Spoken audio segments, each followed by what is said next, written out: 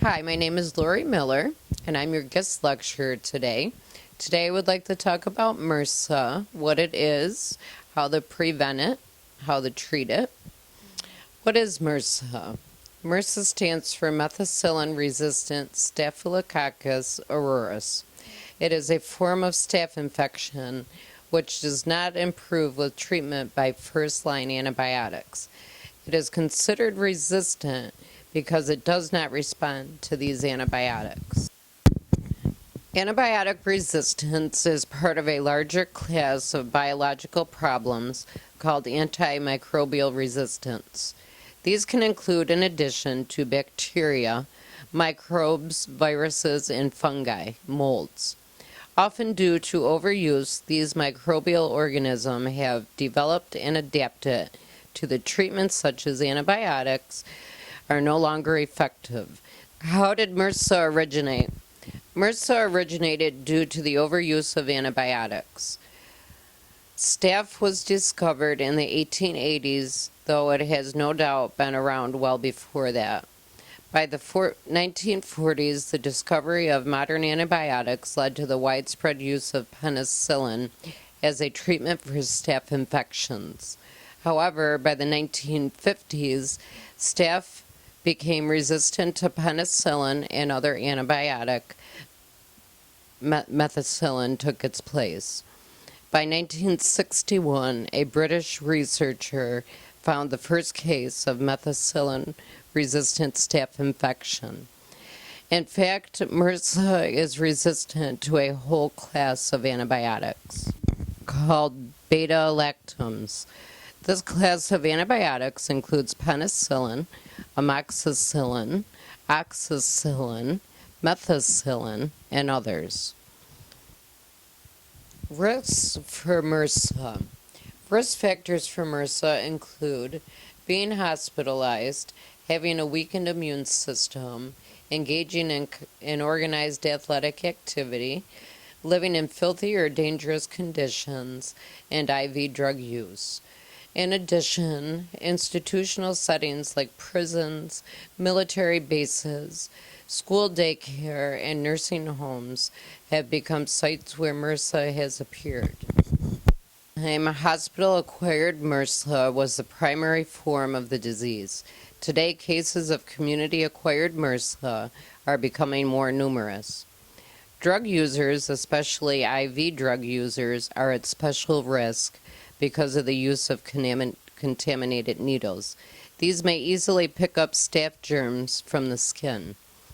One survey found that in poor areas, up to 22% of people were colonized with MRSA, and IV drug use was a primary risk factor.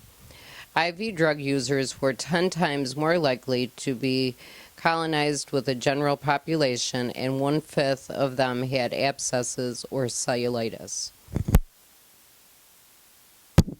There is little evidence, however, that MRSA has any connection with undiagnosed mental illnesses, though one could speculate that there is a higher incidence of undiagnosed mental illness in poor areas and in IV drug users than in the general population.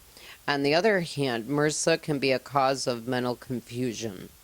Another important risk factor is participation in organized athletics. There have been several well-known cases of MRSA in athletic teams, most notably football. Symptoms and progress of MRSA infections.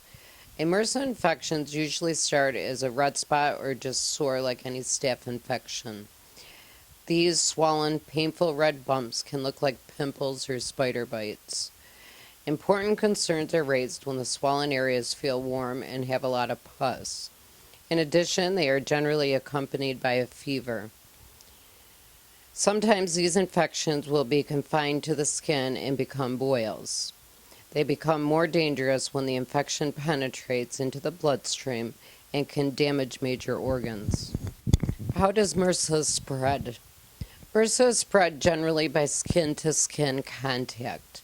Most people have staph organisms on their skin, but they do not cause any major problems. However, these people who are colonized by the bacteria can spread these bacteria to others. For the most part, MRSA infections have occurred primarily in people with weakened immune systems and was mostly found in hospitals. It is thought that these infections were transmitted by doctors and nurses. This is changing. Healthy adults can also get MRSA, and increasing or contracting it, especially in athletic settings. How is MRSA diagnosed? The first step in diagnosis is to take a sample of tissue from an infected site to see if it is Staphylococcus aureus. If so, there will be further tests to see what antibiotics will be effective. Sometimes a sample of nasal tissue will be tested for drug-resistant strains. Usually the sample is grown in a petri dish, which takes about 48 hours. But there are newer tests that can determine the DNA of a sample more quickly. How is MRSA treated? The first line of defense is non-antibiotic. Generally, this means draining abscesses and boils. There are often sufficient in cases of mild or moderate MRSA. To avoid any other problems, this should be done by a physician or other healthcare provider. Antibiotics are only recommended for severe cases. The antibiotic of choice is intravenous vancomycin. Obviously, this would mean a hospital stay. Epidemiology of MRSA. Epidemiology refers to the branch of medicine that deals with the incidence, distribution, and possible control of diseases and other factors relating to health. It consists of both individual factors, local or national factors, and temporal ones. In short, how often diseases occur in populations and why. Individual occurrence. MRSA is found most in the very young, under 2, and very old, over 65. If you have had a recent flu infection, you are most vulnerable, and if you live with someone with MRSA. However, in the case of community-acquired MRSA, many individuals seem to have no risk factors. Certain populations have been susceptible to community MRSA outbreaks. Outbreaks have been reported among men having sex with men, medically undeserved individuals, military recruits, prison inmates, athletes, postpartum women, individuals who use intravenous drugs, and heterosexual couples. The latter apparently included shared razors. Healthcare facilities are also sources of community-acquired MRSA. Regional variations appear in the U.S. and Europe. The southern U.S. has a higher incidence of MRSA than the rest of the country. Iceland has a very low incidence of MRSA, and Greece has the highest in Europe. Global outbreaks since the late 90s have occurred not only in the U.S., but New Zealand, Saudi Arabia, Latin America, Australia, India. Strategies of prevention. Primary prevention. This refers to approaches that seek to prevent the onset of specific diseases via risk reduction by altering behaviors or exposures that can lead to disease, or by enhancing resistance to the effects of exposure to a disease agent. They aim to intervene before the disease or agent enters a host. Regular hand washing is considered one of the most important primary prevention strategies. In institutional settings like prisons, hospitals, nursing homes, and schools, care has to be taken to clean and disinfect common areas and surfaces that are commonly used. Secondary prevention includes procedures that detect and treat preclinical pathological changes and thereby control disease progression. It aims to catch disease at the earliest possible time. Screening procedures, such as mammography to detect early-stage breast cancer, are often the first step, leading to early interventions that are more cost-effective than intervening once symptoms appear. prompt examination and treatment by health professionals soon as symptoms appear. Both individuals and health practitioners and institutional authorities need to be educated about the signs and symptoms of MRSA. Changing dressings and disposing of them safely and keep the wound area clean are important. Other close contacts, such as family members, should also be examined. These measures are even more important in institutional settings. In these settings, additional precautions should be taken. These include separation of the patient from others, limitation of visitors in prisons, and additional sanitation measures. Tertiary prevention. Tertiary prevention seeks to soften the impact caused by the disease on the patient's function, longevity, and quality of life. Tertiary means SUS can include intravenous antibiotic treatment with vancomycin or other potent antibiotics to which the bacteria is not yet resistant. Medical procedures such as cleaning out the infection or even amputation, and if needed, isolation of patients. Current research and controversies. Drug resistance and antibiotic overuse in animals a possible source of transmission. Problems of drug resistance are a growing problem in treatment of infectious diseases. Numerous diseases have become resistant to common antibiotics. Drug resistance has often been seen as a result of overuse and overprescription by doctors. For example, antibiotics are often prescribed for routine ear infections in children where this does not really seem needed.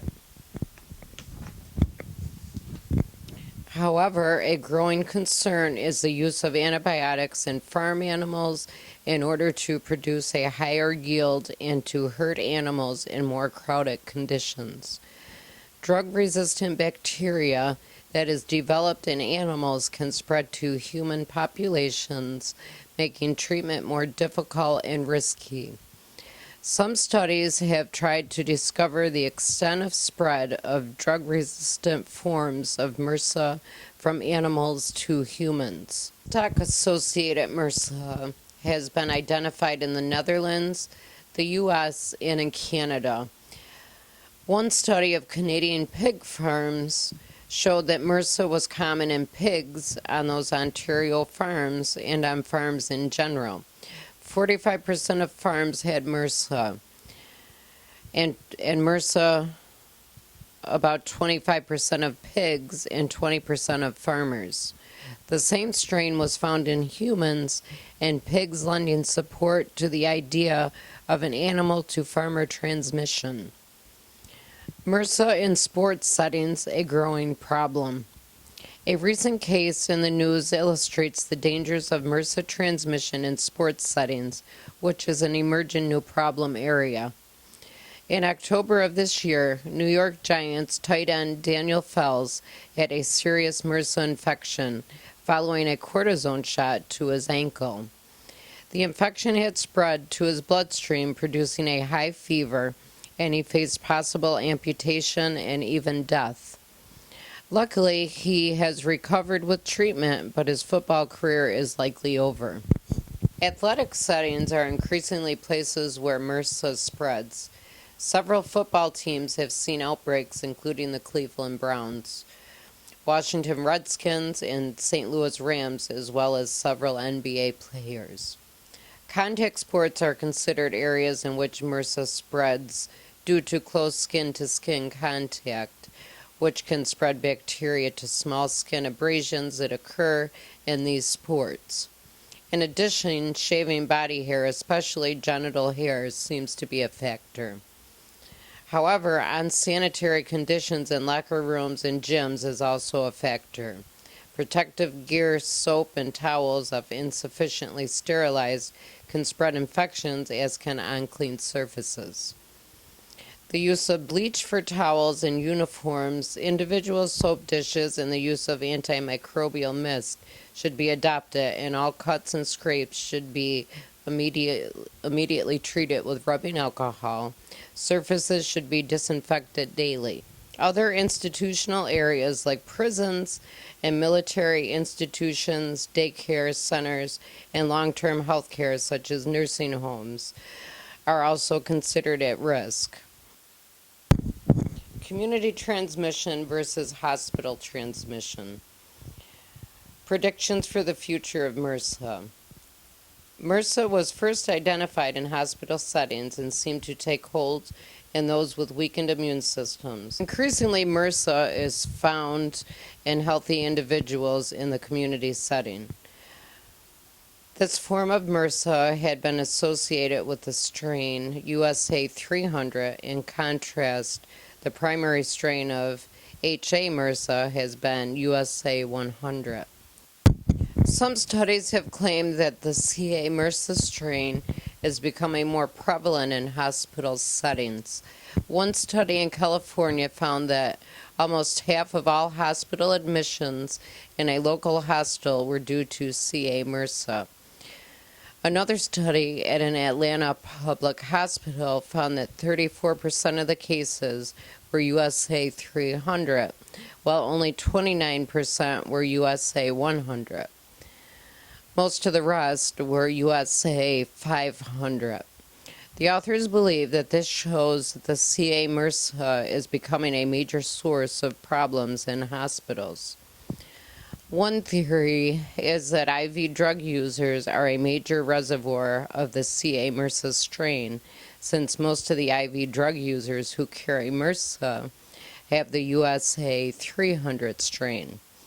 Given the likelihood that IV drug users and HIV-positive IV users will be hospitalized, they speculate that this could be a major route of transmission of CA MRSA to hospital settings.